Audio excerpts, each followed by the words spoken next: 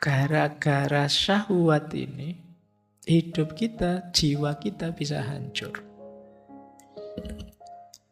Nanti di kitabnya Syekh Ibnu Jauzi menyebut setidaknya ada 17 macam syahwat yang kalau tidak kita kendalikan bisa menghancurkan jiwa kita.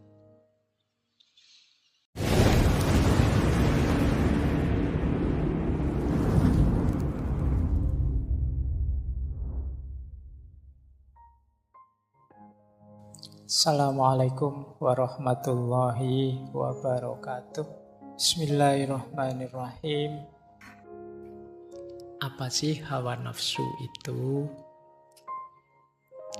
Hawa itu apa sih? Beliau mendefinisikan nafsu itu begini loh.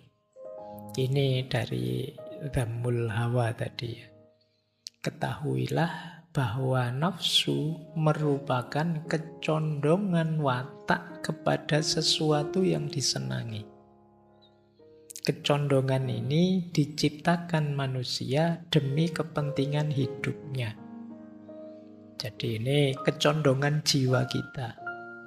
Kenapa kok kita condong ke sini atau condong ke situ? Biasanya untuk kepentingan hidup kita. Kenapa kita senang makan, kenapa kita senang minum, kenapa kita senang seks misalnya. Itu ada dorongan dari jiwa kita untuk menuju ke sana. Demi apa? Kelestarian hidup kita.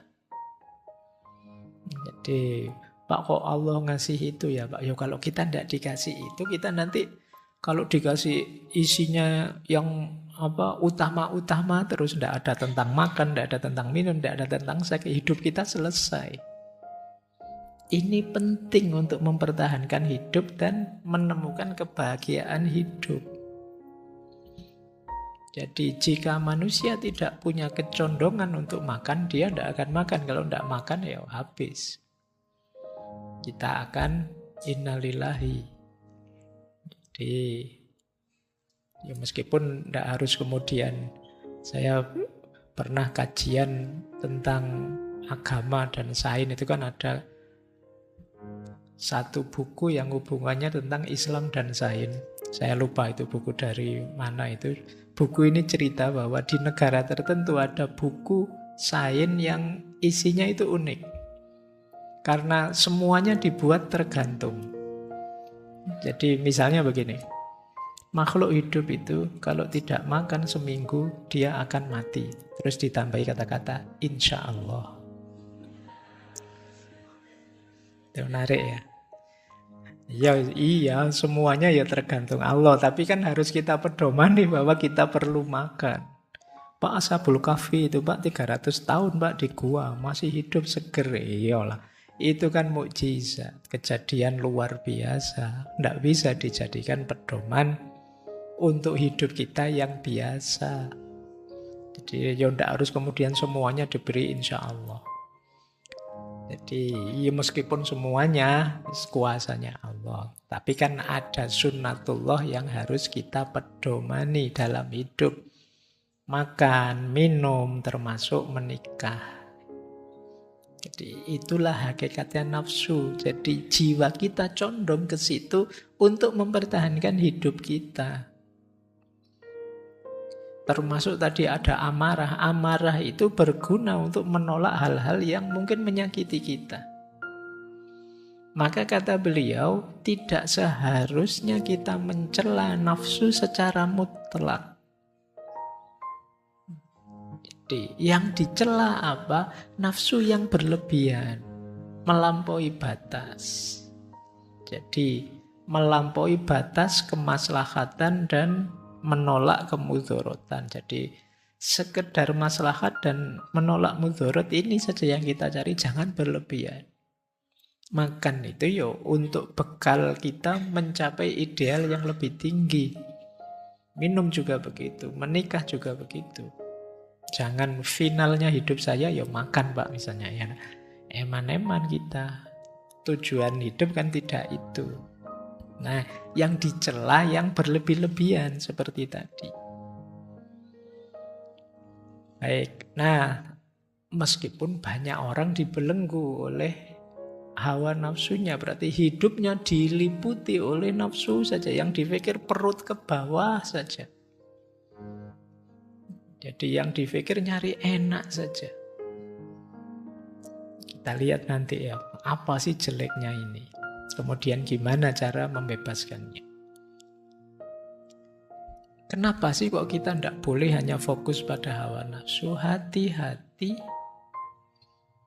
Karena hawa nafsu itu kalau meliputi diri kita, membelenggu diri kita, akan melahirkan dua fitnah.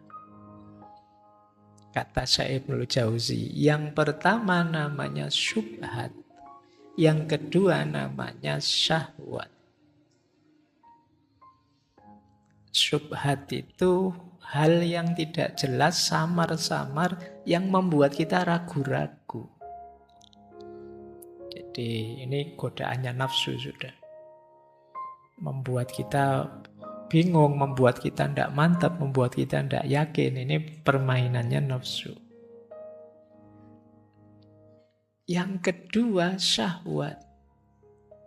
Jadi, syahwat itu dorongan insting atau fitrah yang membuat kita cenderung, yang kalau kita melenceng tidak terkendali, dia menghancurkan kita. Jadi gara-gara syahwat ini, hidup kita, jiwa kita bisa hancur. Nanti di kitabnya Syekh Ibnu Jauzi menyebut setidaknya ada 17 macam syahwat yang kalau tidak kita kendalikan bisa menghancurkan jiwa kita. Ini kita cek ya, semoga tidak ada sama sekali dalam diri kita. Semoga. Yang pertama birahi. Usia-usia kalian ini biasanya yuk sering tergoda di sini ya. Kawin merasa belum mampu. Ndak kawin kok tiap hari dipameri gitu-gitu misalnya. Pikiranmu kan itu ya, salahmu dewe yang kamu buka itu terus. Ini bisa menghancurkan jiwa, kamu kepikiran tiap hari, pikiranmu penuh dengan gambar yang begitu-begitu misalnya. Itu birahi namanya. Yang kedua rakus, tamak. Enak dan tidak mau berhenti, ingin terus-terusan. Jadi sudah nikmat, ingin nambah lagi, tidak mau berhenti. Ini rakus. Tidak tahu kapan ngerem. Yang ketiga, kekuasaan. Nah, ini contohnya banyak. Jadi kalau sudah masuk ke situ, tidak mau berhenti, ingin terus. Hati-hati, godaan semacam ini menghancurkan jiwa. Jadi merusak. Kalau jiwa kita sudah hancur, gelap dia, tidak peka lagi mana hitam, mana putih, mana baik, mana buruk. Jadi birahi, kerakusan, kekuasaan, kalau tidak kita kendalikan akan menghancurkan hidup kita. Yang keempat, bakhil, pelit. Ini egois. Tidak mau berbagi kesenangan, kebahagiaan, kegembiraan. Semua mau diborong sendiri, nyari enaknya sendiri dan keluarganya. Itu bakhil. Kok ketawa kalian? Kalian ini contohnya. Terus yang kelima, boros, tabdzir, menyia-nyiakan apa saja. Mungkin di kita yang sering kita boroskan, wong kita bukan orang kaya, biasanya yang kita boroskan waktu. Jadi penggunaan waktu kita itu tidak efektif. Ini merusak jiwa. Jadi waktu berlalu dan kita merasa bukan apa-apa, itu menyakitkan bagi jiwa kita. Cirinya kita sering kaget. Loh, sudah seminggu.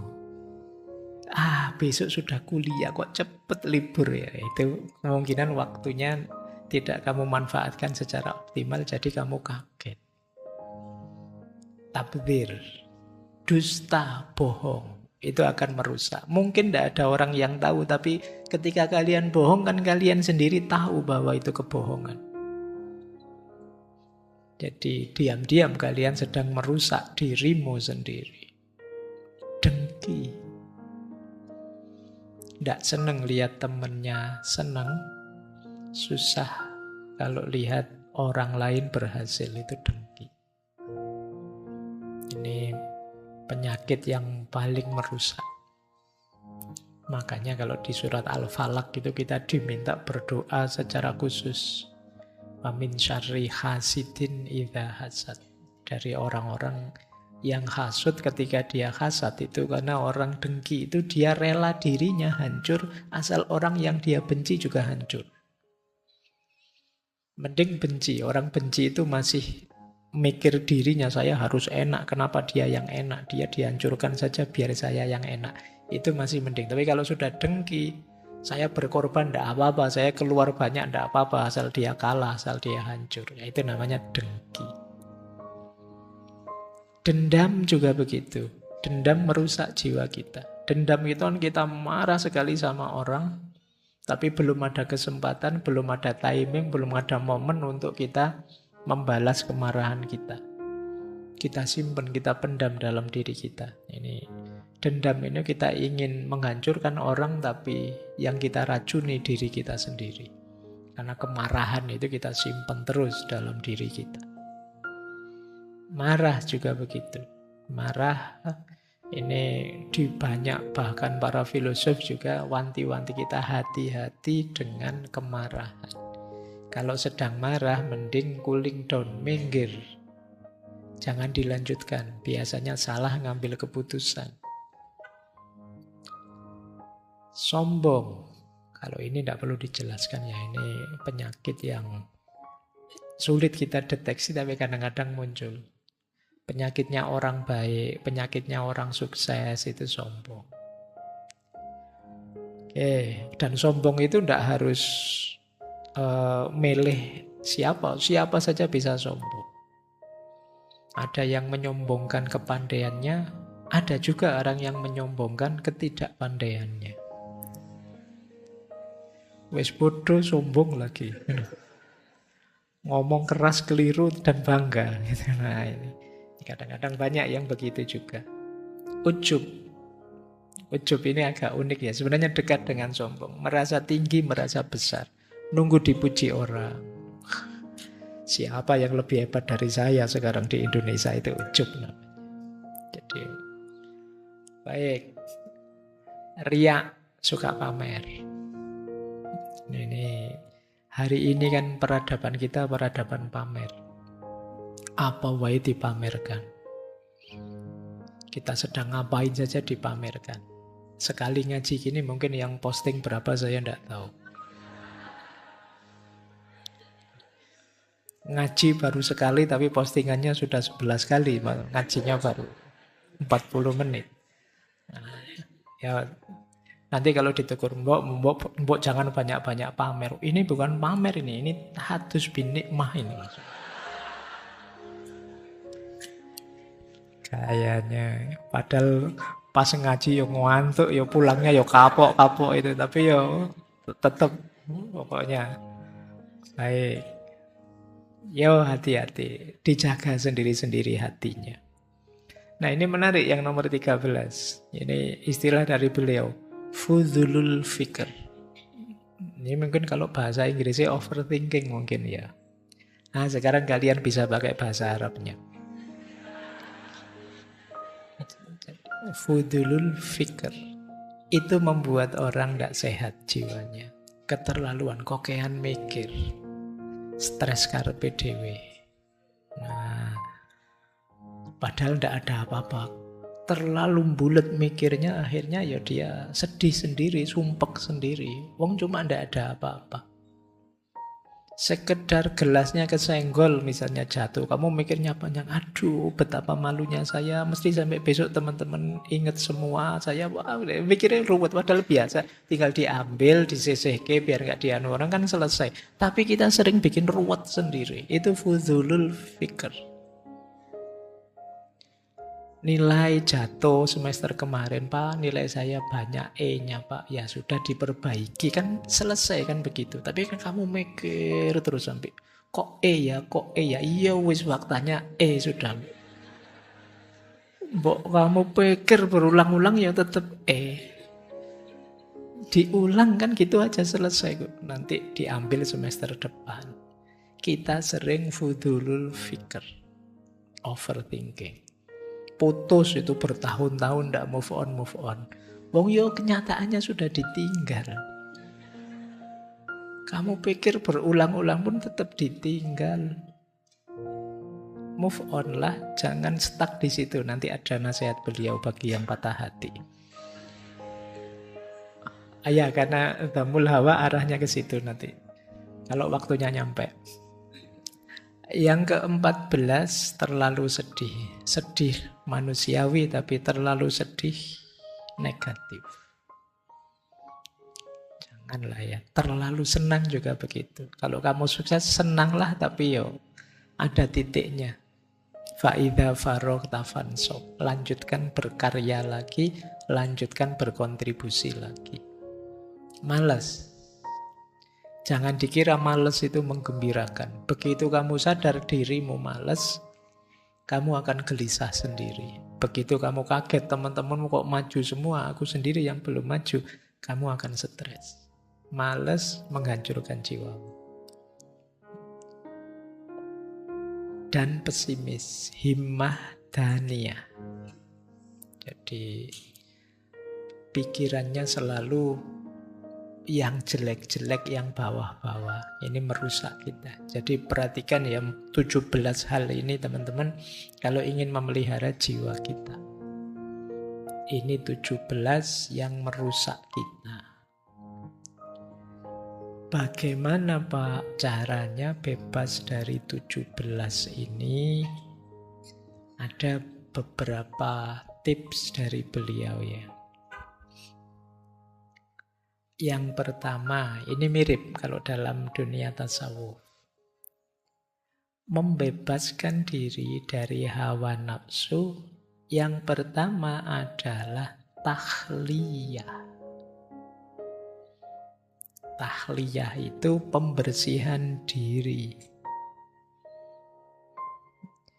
Pembersihan diri, istilah beliau, nahan nafas anil hawa amma tahwa minal makharim. Jadi mencegah jiwa dari hawa nafsu, dari apa yang disukai, dari perkara-perkara yang haram. Jadi ayo pertama-tama kita bersih-bersih dulu. Kalau masih ada dendamnya, singkirkan dendam itu. Kalau masih ada malesnya, buang males itu. Ada sombongnya, buang dulu sombongnya. Ada ujubnya, buang dulu ujub itu. Ada riaknya, buang dulu. Ini namanya tahliyah. Jadi bersih-bersih dulu, jangan dicampur. Maksudnya tiba-tiba melakukan kebaikan, melakukan apa? Kalau dalamnya masih kacau, kebaikan yang teman-teman lakukan hanya akan jadi makanan hawa nafsu. Pak, saya akan tutupi kejelekan tadi dengan sedekah misalnya. Tapi kalau jiwa kita masih ujub, masih sombong, ya sedekah tadi hanya jadi kendaraan kesombongan kita. Pak, saya akan membantu orang lain. Nah, membantu orang itu kalau kita masih ada iri, dengki, mungkin bagian dari pelampiasan iri, dengki kita. Maka yang lebih penting pertama-tama bersih-bersihnya. Namanya tahliyah. Ini rute pertama yang harus kita tempuh.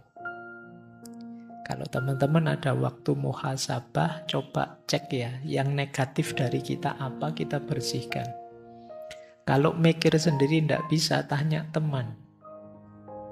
Aku itu jelekku apa ya? Meskipun ya luar biasa kalau ada orang tidak sadar jeleknya apa itu. Orang lain, wah kamu cerewet, wah kamu sombong sekali kamu itu. Mungkin kalau ada teman dekat boleh tanya. Kalau teman juga susah, musuh. Kata Imam Ghazali, gunanya punya musuh itu antara lain bisa menunjukkan di mana kejelekanmu. Jadi kalau kamu punya musuh, coba kamu cek postingan-postingan musuhmu tentang dirimu.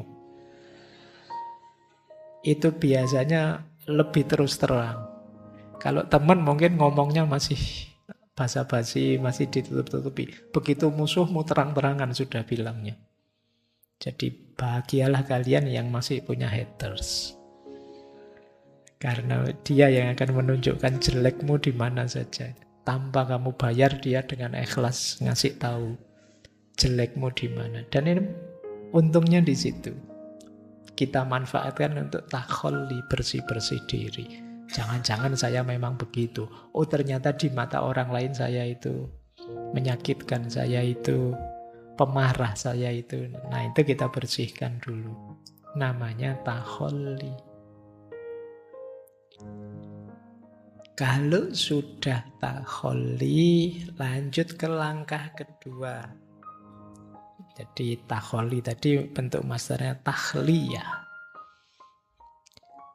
Bentuk kedua yaitu tahliyah. Kalau ini pakai kha. Kalau tadi takhliyah pakai kho. Kalau ini tahliyah pakai kha. Yang tadi takholli, yang ini tahalli. Kalau ini baru kita isi dengan perbuatan baik. Jadi setelah tadi dibersihkan baru diisi. Man ahabba tasfiyatal ahwal falyajtahid fi tasfiyatil a'mal. Barang siapa yang suka kesucian dirinya, maka dia harus sungguh-sungguh menyucikan amal-amalnya. Jadi kita isi dengan amal baik sebanyak mungkin. Kalau versinya Syekh Ibnul Jauzi, rutenya takhliyah itu ini. Mendaki makom-makom ini.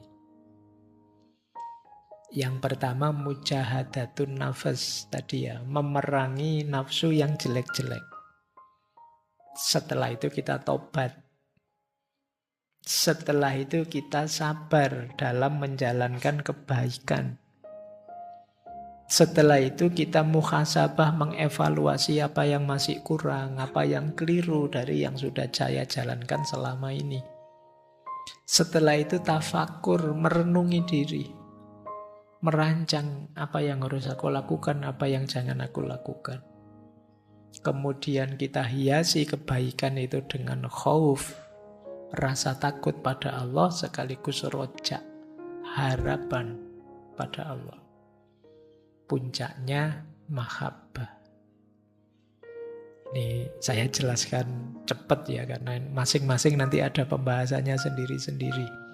Tapi tidak malam hari ini. Karena panjang, kayak saya jelaskan satu-satu. Malam hari ini kita fokus melawan hawa nafsunya dulu. Kapan-kapan kita belajar.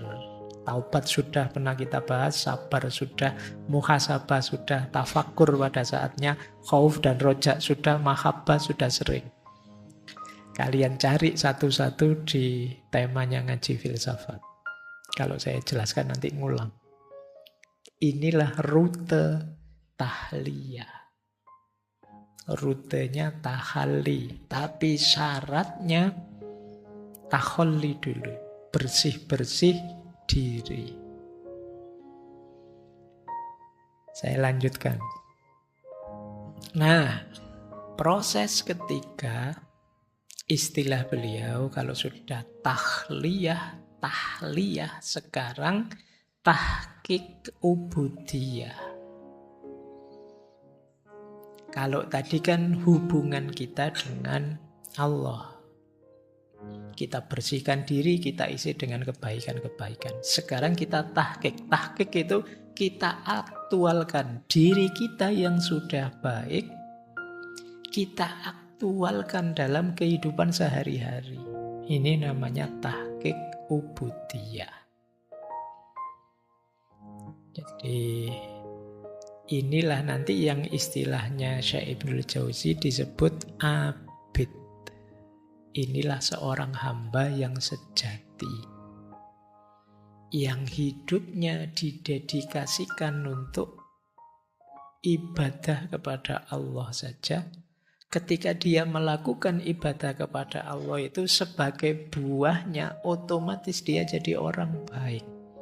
Ketika dia jadi orang baik, dia bisa berkontribusi positif pada lingkungan dan masyarakatnya.